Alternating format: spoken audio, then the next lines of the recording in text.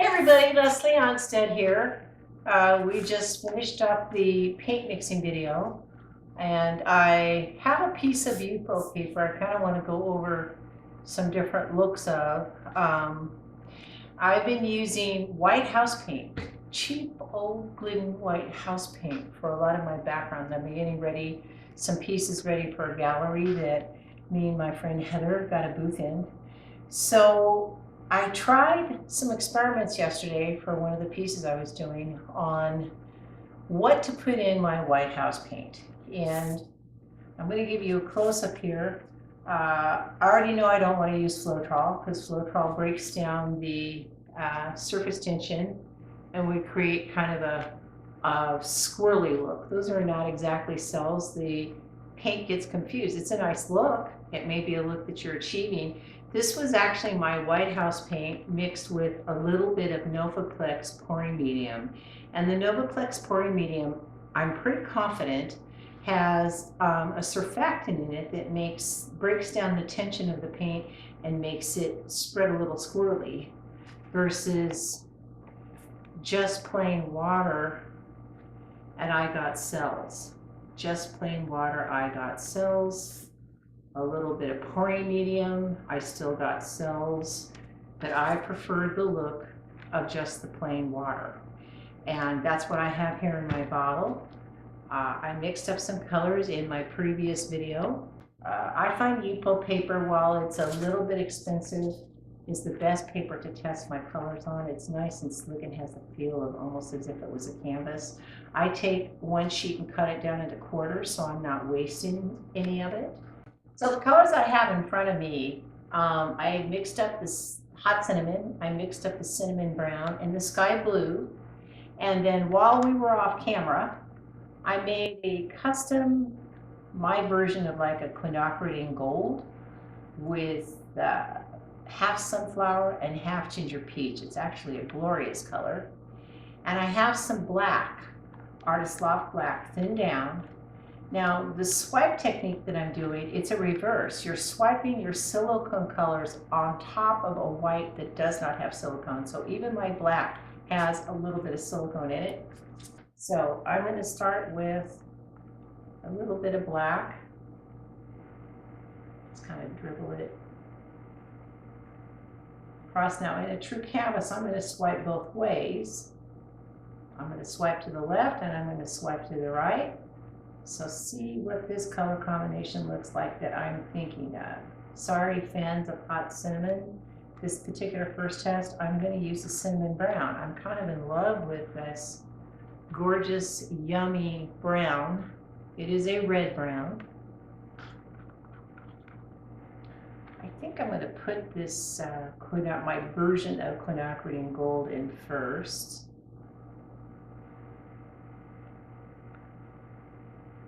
Remember, we're going to swipe both ways. That's why I'm dripping a little bit of color each way. Then I'm going to add some of my cinnamon brown and just kind of randomly dribble it. It's not going to be evenly put across. And normally I only use two colors in the black, but this time I'm going to take a chance and see what happens if I drop a little bit of the blue just as an accent. So it pops.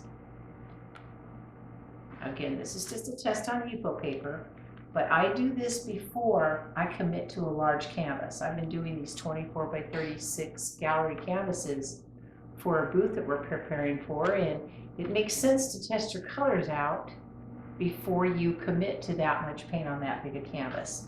I have my bottle of plain house paint mixed up with only water. And I'd say it's about 10% juicier than the rest of my mix of my colors. I want it very juicy. And I'm going to put my white down here. Flip this around. Put white in here. Go around these colors. Oops!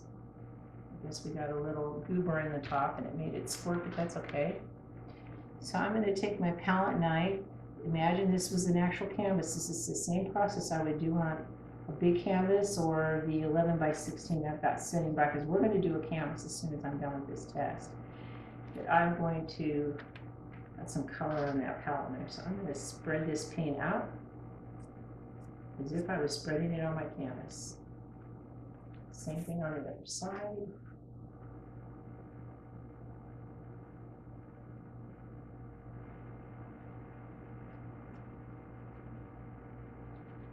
I didn't tell you this was a canvas, you may never know. I always make sure I have plenty of paper towels on hand to keep wiping my tools down.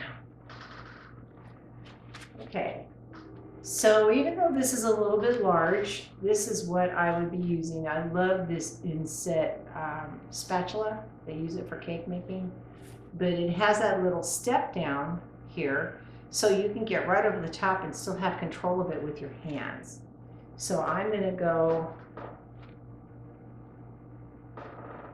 here in the center where that black is, tilt it slightly, and swipe right over that white. Wipe it off. And because it's a paper towel, I can spin it around, okay? Do the same thing. I'm going to kind of tilt the knife so the edge of the knife is in that black. See if you guys can see me here. Then take it to a slight angle and move it right over that white. I think I got a lot of color on that side. That's okay. I want to move some of my white back in here. I can.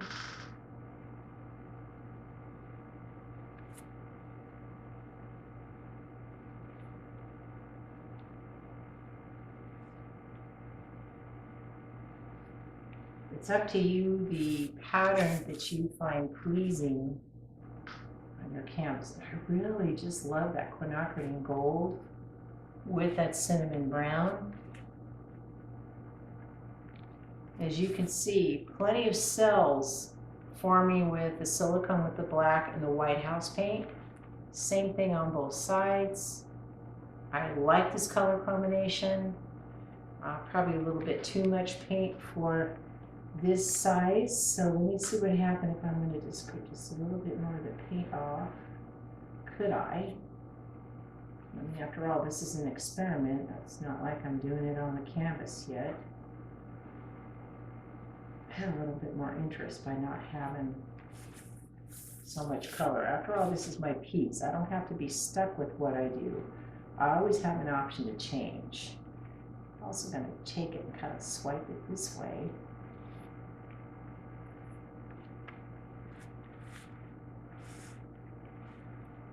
Makes it interesting.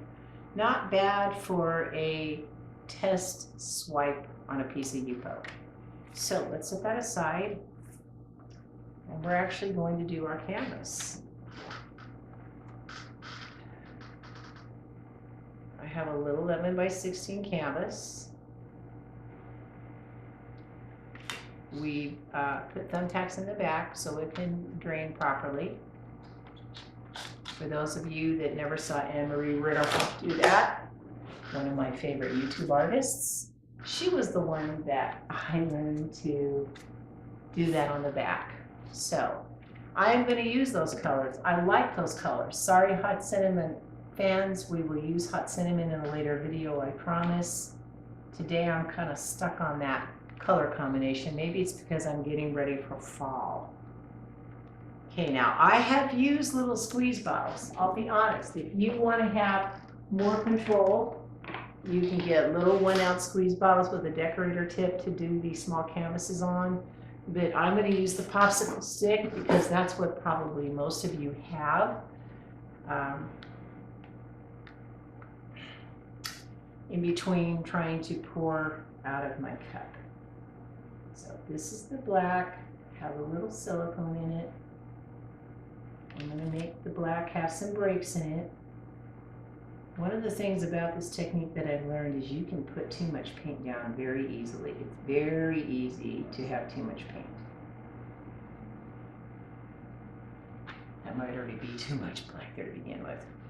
Now, when I did the other one, I put in the quinacridone gold custom mix that I made myself. So I am going to use the popsicle stick to randomly put in colors that please me wear. Again, this is just all on field.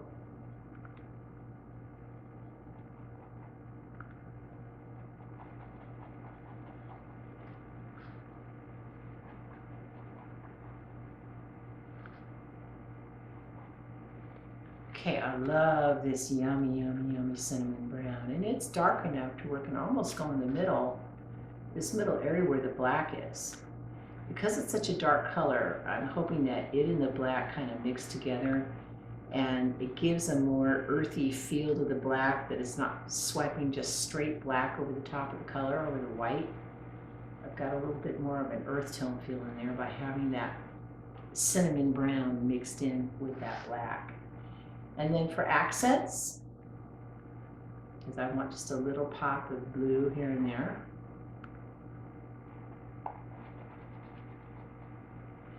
Yeah, this technique doesn't use a lot of colored paint. I find that I'm going through a lot of house paint when I'm doing these pieces, the large canvases that I was talking about.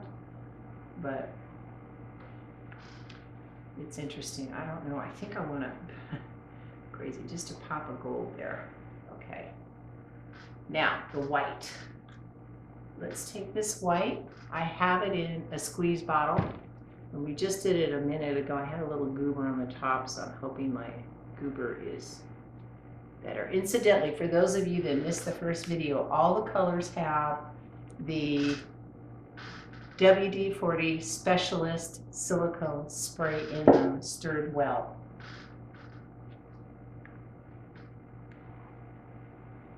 Especially on a smaller canvas like this, the squeeze bottle gives me more control than trying to pour it out of the cup, feeling like I'm using too much paint. As I said, the white is a little bit juicier than the rest of the colors. Looks like I almost had some color in there, but not quite. I was worried I already had color in there because I want to see the colors pop over that.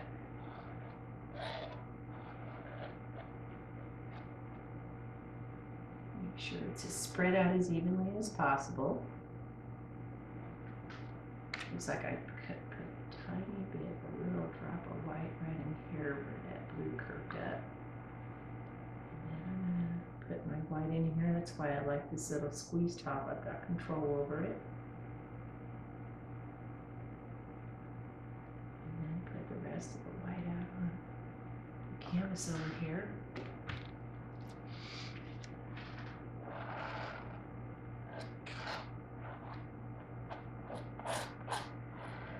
Actually, I think it's time that I switch to my slightly larger knife. I am not left-handed, so bear with me.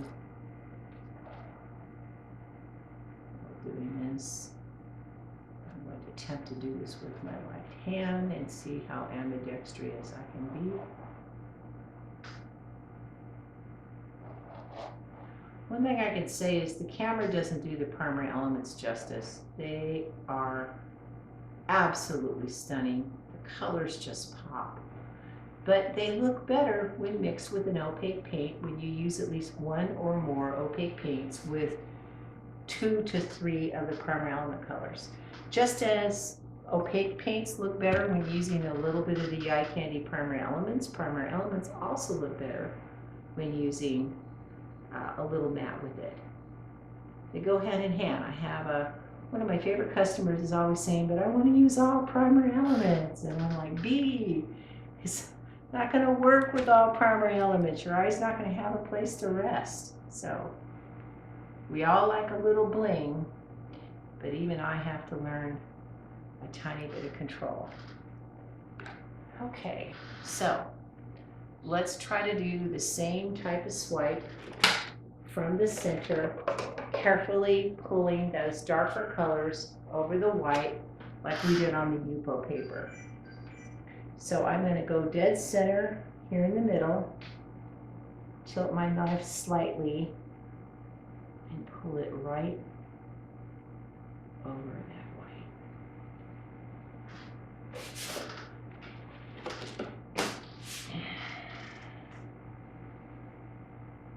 This is where I wish I could get on the other side of the table. When I'm working for my bigger pieces, I have my canvas sitting in the middle of a 6-foot table where I can get on all 4 sides. On this table, because the video camera is in front, it's a little bit harder to do, and yet I don't really want to make you dizzy and swivel the canvas in front of you. But truly, if I was working on my canvas, well, let me do it how I would be doing it. If I was working on my canvas from one side of the table to the other, I'd be then taking this side at an angle and moving it right over the top of that white paint.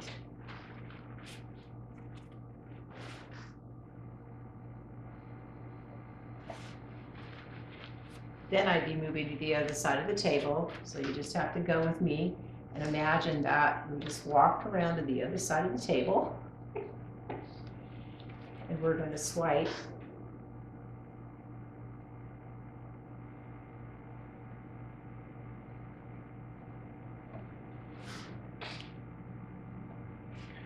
Why can't that white come off? Because I want some of that white to come back in. So I'm going to actually pull some of the white back in.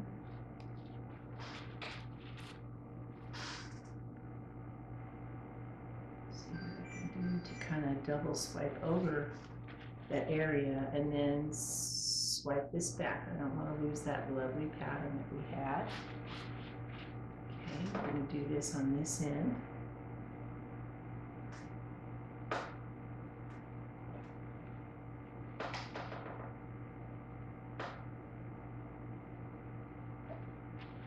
Oops, I left that paint on there. Let's see if I can't swipe that darker center over here. See what I can do to fix this. Okay, if you notice, I'm already starting to get cells. Lots and lots and lots and lots and lots of cells are forming. But I want to pull some of that white back in. So I'm going to pull through some areas just to make it more interesting.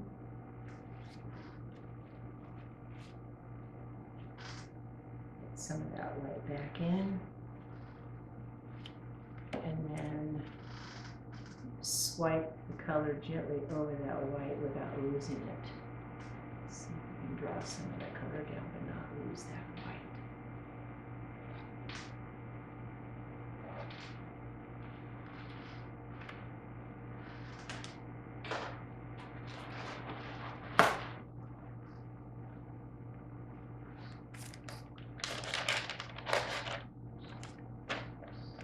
Let's see if we can get out a little bit. This looks a little stark over here, so I'm going to see what I can do to take this color and gently move it right back over that white. You kind of have to be open to the fact that this is a process. The painting's never going to turn out exactly how you imagine, but hopefully, most of the time, it turns out better than you can possibly imagine.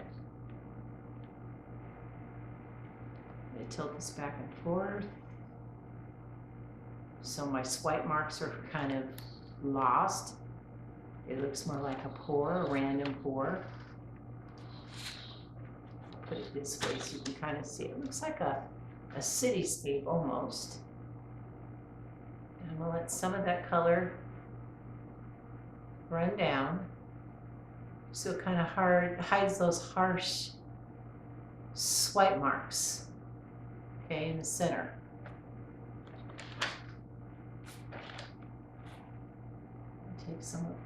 Take my finger, kind of move some of this to where it's pleasing.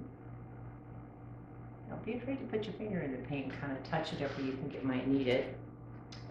And then let me get my torch. It is across the room.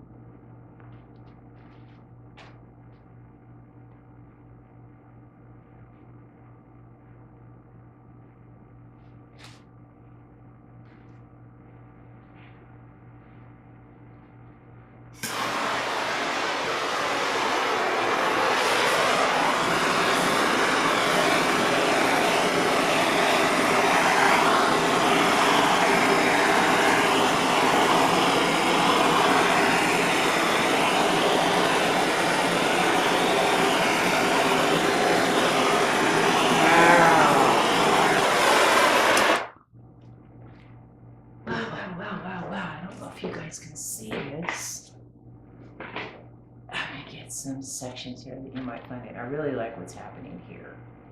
So let me get up on this. See how that little bit of blue is kind of tinted the white and the wonderful cells that are forming there? Then I'm liking what's happening with the black over that white. Lots and lots of cells are forming. I'm getting some cells in here, but they're going to change a little bit over time.